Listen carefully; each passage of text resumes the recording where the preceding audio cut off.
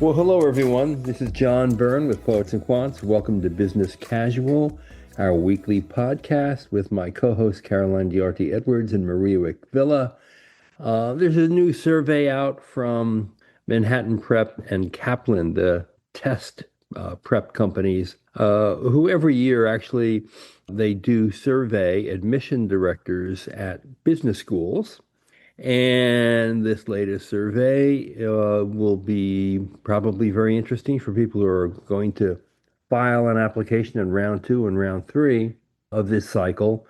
8 in 10 business schools, the survey found, expect fierce competition again this admission cycle. Survey found that 84% predict the current application will be at least as competitive as 24 and 25. 5% expected to be much more competitive. 28% say it will be somewhat more competitive, and 51% believe competitiveness will remain about the same. That's kind of no surprise to us because obviously, particularly at the really good schools, there's a lot of deepness in the application pools, and the acceptance rates still are quite low. So one of the interesting things that the survey also found is that 75% of the test optional schools say that a competitive GMAT, GRE, or executive assessment score still helps an applicant's chances. So if you do apply to a test optional school and you think, your work experience, your undergraduate record aren't as strong as you probably would like, it probably still makes sense to take a standardized test. So, Caroline, what do you make of this? Yeah, so I think that despite the headlines, to me, what stands out is that just over half of respondents say that the level of competition will stay about the same. And that feels right to me. I don't think that we're going to see any dramatic changes in this season compared to last year. It's difficult to tell, right? Because there's a lot of variable factors and headwinds that are impacting the market. So the US schools are impacted by the concerns about immigration status and visas and all the things that the Trump administration has been up to as regards higher education. So that will probably impact international candidates applying to the US schools. Yet there have been layoffs, and so typically when big companies lay off candidates or lay off employees, often there are a wave of mid-20s professionals who are let go, and that can be a perfect time for them to head off to business school. So that can drive an increase in application volume. I think there's also a lot of uncertainty at the moment about the direction the economy is heading in, and sometimes that can be good for business schools, but sometimes not, because I've also seen candidates in periods of uncertainty hesitate to apply because they're kind of hanging on to their seat at work and wondering, is now a good time, or should I just wait and see how things pan out and perhaps I'll apply next year? So I think that can make some people hesitate. And then, of course, we're heading into a period of massive industrial transformation driven by AI. And that creates concern about recruitment opportunities, but also a desire for young professionals to learn about that and get exposure. And a lot of the business schools, especially the top business schools, have done an incredible job of integrating AI into the curriculum. And so I think those students who do go to business school will be well prepared to re-enter the job market and manage some of those AI transformation projects that a lot of companies are working on. So I think it's difficult to tell how things will pan out, but I think that the sum of all these parts will mean that I don't think there'll be a dramatic difference either way in application volume in this season. Yeah, and I should point out that last year there were a number of schools that reported record applications or near record application volume. So even if it stays the same, that's pretty darn good for these schools. Maria, your take on all this? Yeah, I agree with Caroline. I almost wonder if some of the economic challenges and the layoffs that seem to be looming, if that might drive more domestic US candidates to apply while simultaneously balancing out the fact that I think there are going to be fewer international candidates applying this year. One thing that's interesting is that this poll was conducted between July and August, and the White House's proclamation on the H-1B visa, the $100,000 fee, and some of that stuff didn't start really hitting the news until September. And so I almost wonder if we were to re-ask some of these same schools again, perhaps after seeing the sort of attack, for lack of a better word, on, potential visa situations, work visa situations, rumors or grumblings of OPT maybe being affected. I wonder if they would still have the same opinion now in light of some of these recent announcements. And I'd also love to see, I mean, obviously they won't tell us, but what did round one numbers actually look like now that round one is far behind us? But yeah, I think that I think certain populations are going to have a decrease in applications, at least to U.S. schools, but I think other populations are going to have an increase in applications. So it'll probably net end up balancing out. Yeah, that's a good point because clearly everyone is expecting fewer applications from candidates outside the U.S., given the negative environment in the U.S. for immigrants and all the negative messaging people are getting all around the world about coming here from another country. And of course, there are a number of countries where you even can't come. And then the examination for student visas has become more stringent and more difficult to get. Um, Besides the H-1B tax and other things that are looming. So it's kind of interesting. We point out that the Graduate Management Admission Council did a survey, and they found that in the past year, applications in the U.S. declined by about 1%, but domestic demand rose 5%. So already that's a reflection of international candidates being wary of the U.S. in light of Trump's election. Um, so that's going to really be exacerbated in this cycle, we think. Incidentally, Europe saw an 11% increase in total apps, with 65% of the programs reporting growth. And I think that's also a reflection of the decline in interest in U.S. programs from international students. This is also true in Asia, where East and Southeast Asia experienced a 25% overall increase, including the 42% rise in international applications, which is really interesting because, the Asian programs tend to recruit far more locally and less globally. So that's sort of an interesting twist too. Now, one of the things that Manhattan Prep and Kaplan do is they ask admission directors what they want applicants to know. And they're quoted anonymously in this report. And one of the quotes really stands out because I think all three of us think this is wacky. I'm going to read it to you, okay? The thing students should know is that an academic transcript is the most important determinant of admissions. Anything else is secondary. Taking the right courses, getting good grades in these courses, having the right undergraduate major, these are the things that matter most. Caroline, do they really matter? Well, I don't know. We'd need to know which school that was because it's not any of the schools that the candidates that I work with are applying to. So I don't think it's one of the top US schools in the survey. They mentioned that the respondents, the majority are not in the US News top 100, I think. Right. So I suspect that this is perhaps more of a local regional program that is very academically focused, perhaps taking candidates who don't have a lot of work experience yet, because that advice is completely contrary to the advice that I would give candidates who are applying to the top schools. So I find it very strange. Yes.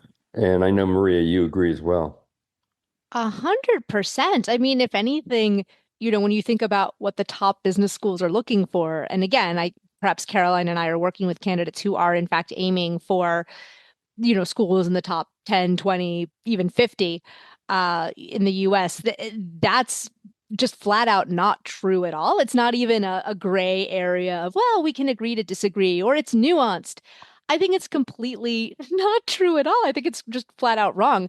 When you look at when I look at candidates, look, someone with a perfect 4.0 GPA, but who is then proceeded to then enter the workforce and not really show any initiative, not show good teamwork skills, not get promoted, get fired from a bunch of jobs, that person is not going to get into a top business school versus someone who might have a less than stellar academic record, but then after college went out into the workforce and drove a lot of positive change and showed amazing leadership skills. That person is absolutely going to get in. And the proof, I mean, I have proof in my inbox from yesterday. I have a client whose GPA was below a 2.5 in undergraduate who got into a top 15, depending on the ranking, sometimes a top 10 program. And so, like, if the transcript were the only thing that mattered, this person wouldn't have even gotten to the interview stage at some of these top programs, right? So this, I try I lack Caroline's natural diplomacy. But even I would normally be like, well, I don't know. That's an interesting perspective, but let's debate. In this case, I'm like, no, this is wrong. Like this is actually, dangerous to get that a message out there, because I think it sends a message to people with perfect transcripts but boring or unimpactful work experience that they have a better shot than they do, and it sends conversely the wrong message to those high potential candidates who maybe face some challenges in college, but whose academic transcripts do not even remotely reflect their true potential. So don't, if that's you, if you're in that latter bucket, don't be discouraged. And Yeah, also no. saying that you have to take the right undergraduate course, the right course. Right? I mean, there is no right course that you have to take. Schools are looking for diversity of academic backgrounds, not a particular course. So it's very wacky indeed. Years ago, we conducted a survey ourselves, and while this may have changed, and let's face it, it's a guess in the dark because it changes for every individual candidate, right? So there's not one whole way for every person who applies. Each candidate stands on his or her own merits, and what we did find is that the standardized test, uh, according to admission consultants who look at who gets in, who doesn't get in, um, basically thought that on average, a standardized test accounts for about 16% of the decision. Incidentally, the essays, 15%, just 1% less. Admission interviews, 12%, and your GPA, 10%. So well below all these other characteristics. And that's a general sense of what the admission consultants who help many people get into these schools, like Caroline and Maria, tend to think on whole. Now, there may have been some changes since we did that survey because of the use of AI and other issues in applications where an interview may be slightly more important or a video essay might be more important today, or assume some importance at least.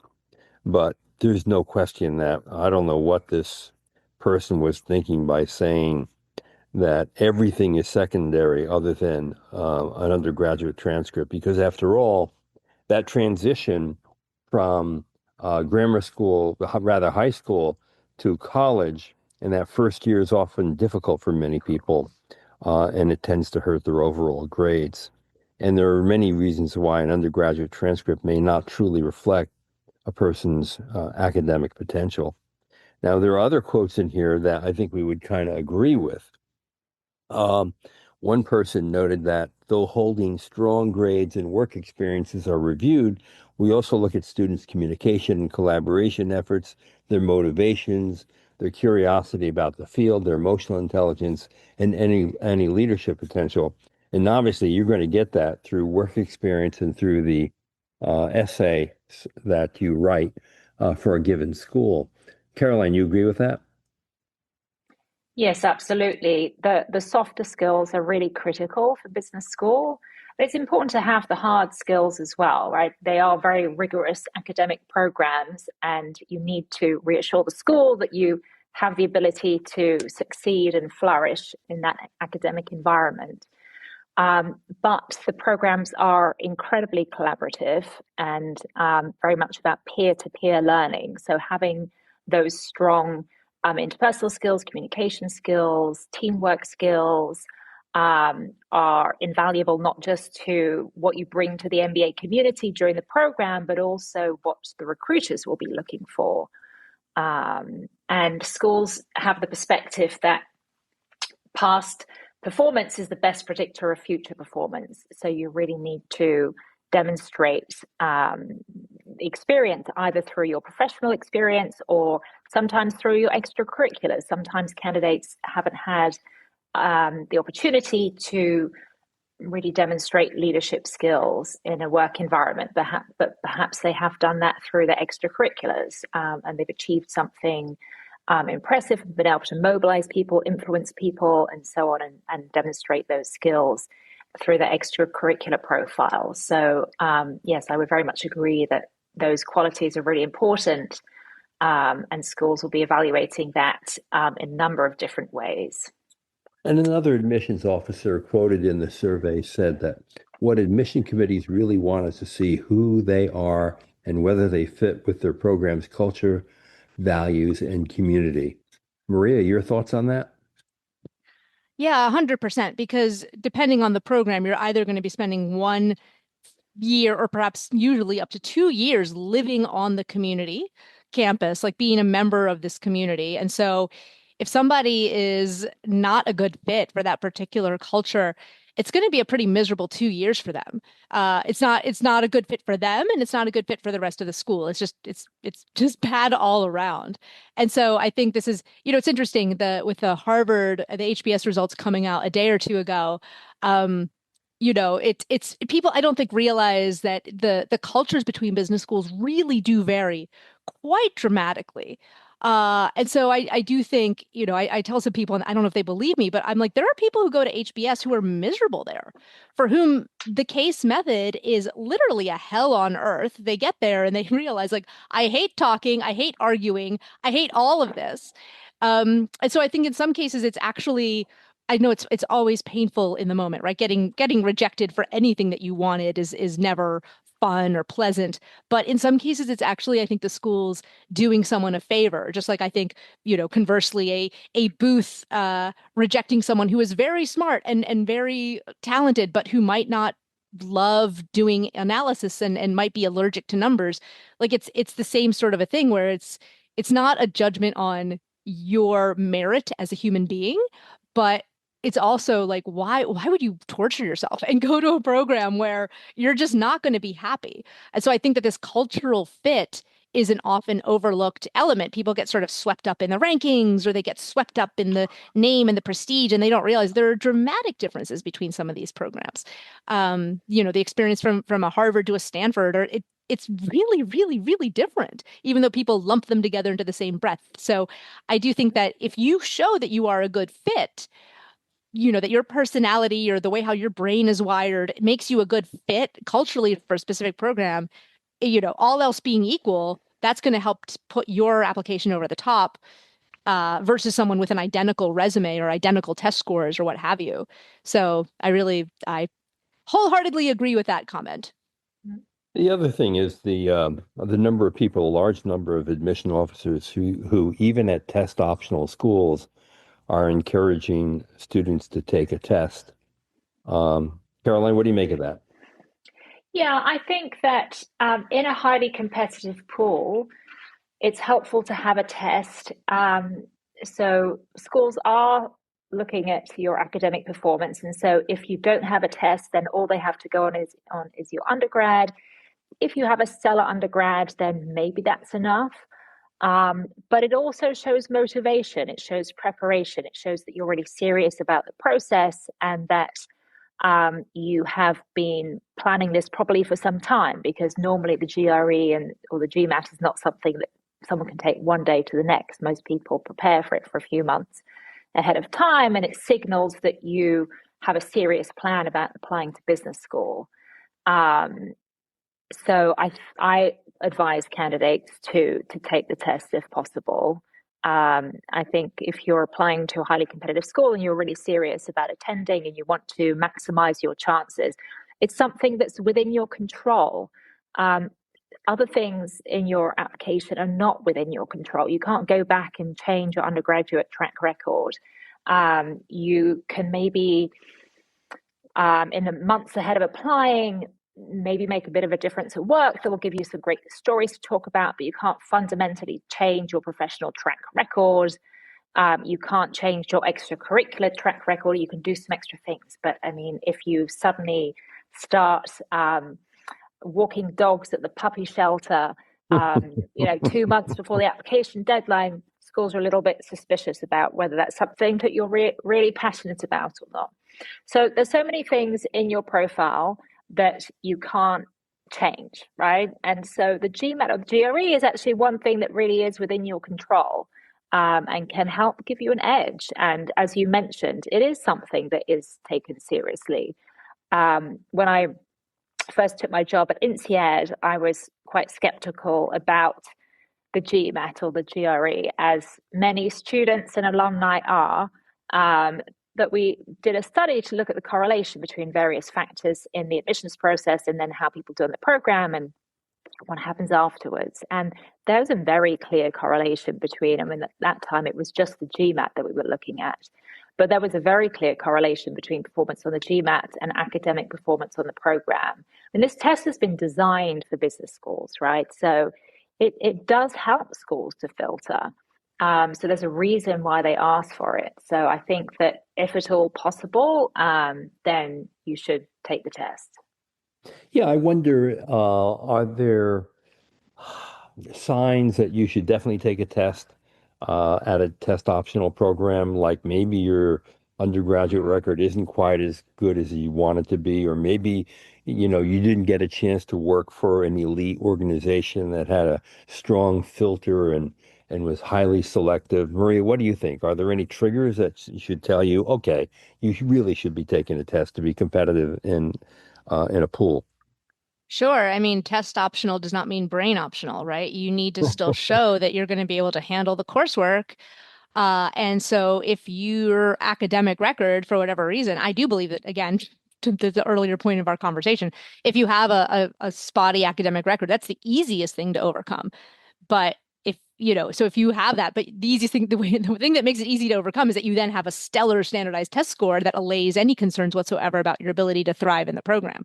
And so if your GPA or your undergraduate maybe wasn't super strong, or if it didn't have a lot of quantitative coursework, I do think that you should really think about taking that test to show them that that you're not going to flounder or struggle once you're there.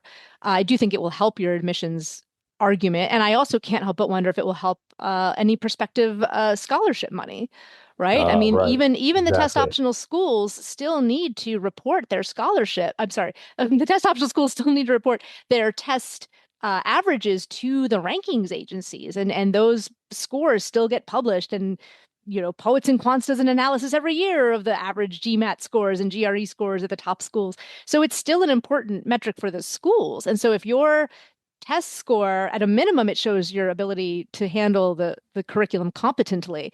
But if it helps in any way their narrative of their average score, they might be more willing to throw a little money your way.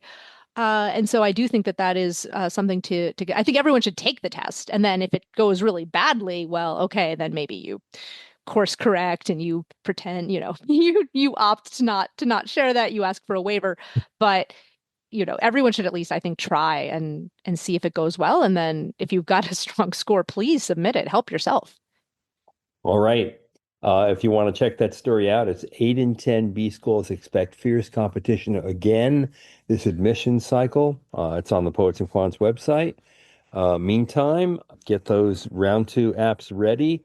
The deadlines will be coming fast and furious in early January. So I suspect that over the Christmas holidays, there'll be a lot of scrambling to finish up essays and application questions and get those things rolling in. This is John Byrne with Poets and Quants. Thanks for listening.